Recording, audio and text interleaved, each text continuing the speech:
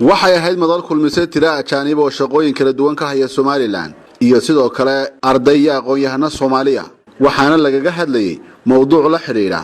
mutadawacnimada iyo horumarka caalamiga dadka goobta ka hadlay waxay isugu jireen Soomaaliya ajaanib mid kastaana waxa uu sharaxay mudnaanta ay leedahay mutadawacnimadu Marin Fetchion waxay kamid ahayd ajaanibta Somaliland ka shaqeeya ee goobta ka hadlay waxaana ay sheegtay hawshii ugu horeysay ee Somaliland ay u timi inay ahayd si mutadawacnimo leh inay uga qayb qaadato furitaanka kaniisada ay ku cibaadeysan doonaan dadka aaminsan madhabta Catholiga oo laga furay magaalada Hargeysa. And I actually have the privilege of being a double volunteer here in Somaliland.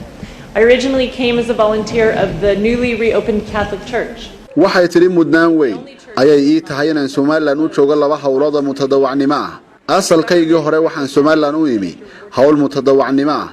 waxaana ahayd dib u furista kaniisada cusub ee Catholiga oo dib looga furay magaalada Hargeysa taasi oo xidhnay 30 sano ee la soo dhaafay. It's the only church in Somaliland that was closed for the last 30 years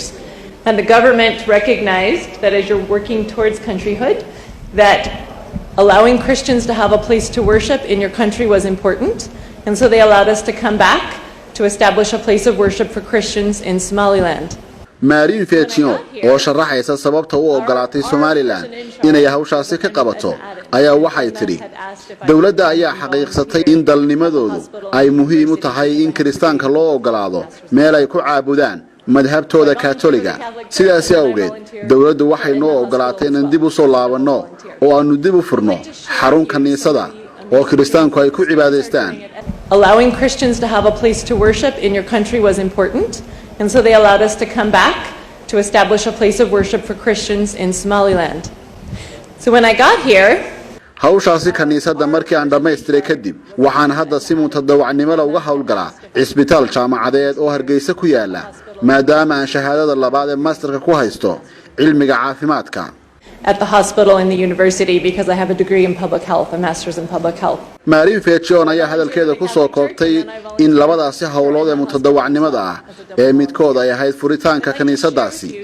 iyo hawsha kale ee caafimaadka hadda ay wado ay ka qabatay Somaliland. So I volunteer for the Catholic Church and then I volunteer for the hospital as well as a double volunteer. hadalka Marin Fetchion ee ku saabsan safarkeeda Somaliland ee ku bilaabmay dadaalka ku saabsan kaniisada dib looga furay Hargeysa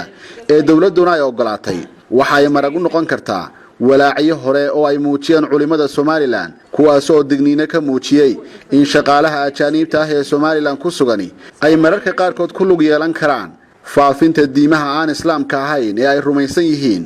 Cabdishakuur Dayib Maxamed, Home Cable TV, Hargeysa.